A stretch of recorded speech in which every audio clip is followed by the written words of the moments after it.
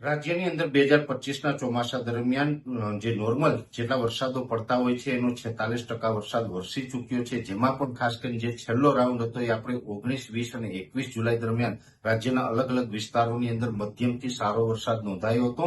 જે 22 તારીખથી જે વરસાદો જોવા મળી રહ્યા છે એમાં એકદમ છૂટાછવાયા ઝાપટા નોંધાઈ રહ્યા છે, કેમ કે હાલમાં જે આપણે એક 700 HPA લેવલે ભેજનું પ્રમાણ જોવા મળી રહ્યું છે, એટલે આ ભેજને કારણે ઝાપટાઓ નોંધાઈ રહ્યા છે. અત્યારે રાજ્યની અંદર કોઈ જગ્યાએ સારા વરસાદોની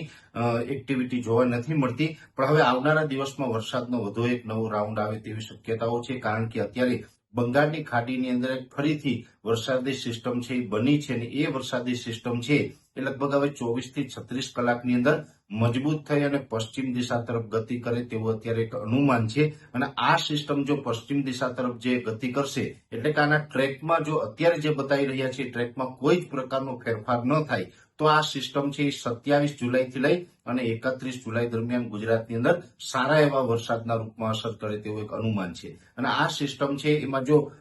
જે રીતે આ સિસ્ટમ છે આગળ વધી રહી છે એમાં અત્યારે સાયક્લોનિક સર્ક્યુલેશનનું સ્વરૂપ છે, પણ આગળ જતા હજુ આ મજબૂત બની વેલમાર્ક લો પ્રેશર અને ડિપ્રેશનની કેટેગરી સુધી પણ જઈ શકે છે. પણ જો કે આ સિસ્ટમ છે એ જ્યારે પણ મધ્યપ્રદેશ સુધી આવશે ત્યારે ફરીથી પાછી નબળી પણ પડશે, અને ગુજરાત ઉપર જો એની અસર થશે તો એ સાયક્લોનિક સર્ક્યુલેશન અથવા તો લો પ્રેશરના રૂપમાં એની અસર થાય તેવું એક અનુમાન છે. એટલે 27 થી 31 જુલાઈ દરમિયાન રાજ્યની અંદર એક સારા વરસાદનો રાઉન્ડ આવે તેવું એક અનુમાન છે. આ રાઉન્ડ પૂર્ણ થાય પછી ઓગસ્ટ મહિનાની જે શરૂઆત થશે એમાં એક વરસાદનો લાંબો ગેપ પણ આવી શકે છે. જો કે અરબ સાગર છે ઘણા સમયથી નિષ્ક્રિય છે. અરબ સાગરની અંદર અત્યારે કોઈ હલચલ નથી કે કોઈ વરસાદી સિસ્ટમ નથી બની રહી. તમામ સિસ્ટમો અત્યાર સુધીમાં આવી તમામ સિસ્ટમો છે બંગાળની ખાડી તરફથી આવી હતી, અને હવે બંગાળની ખાડીની સિસ્ટમો છે એના પણ ટ્રેક ચેન્જ થવાની શક્યતાઓ છે, જેથી કરીને ઓગસ્ટ મહિનાની અંદર લગભગ આપણે 2 ઓગસ્ટથી લઈ અને 15 ઓગસ્ટ સુધીનું એક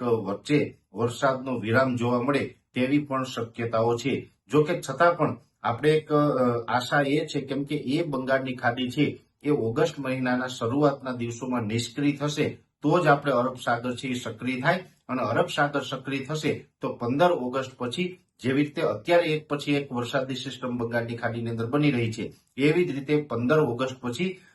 અરબ સાગરની અંદર પણ એક પછી એક વરસાદી સિસ્ટમો બનવાનું ચાલુ થઈ જશે, અને 15 થી 31 ઓગસ્ટ અને સપ્ટેમ્બર મહિના દરમિયાન ગુજરાતની અંદર ખૂબ સારા વરસાદો છે એ અરબ સાગરની સક્રિયતાને કારણે જોવા મળશે. એટલે અત્યાર સુધી જે વરસાદો પડ્યા છે જેમાં જૂન અને જુલાઈ આ બંને મહિના દરમિયાન જે વરસાદો પડ્યા છે એના કરતા 15 ઓગસ્ટથી લઈને 30 સપ્ટેમ્બર દરમિયાન ખૂબ સારા વરસાદો જોવા મળે તેવું પણ એક અનુમાન છે, જેની દરેક મિત્રોએ નોંધ લેવાની છે.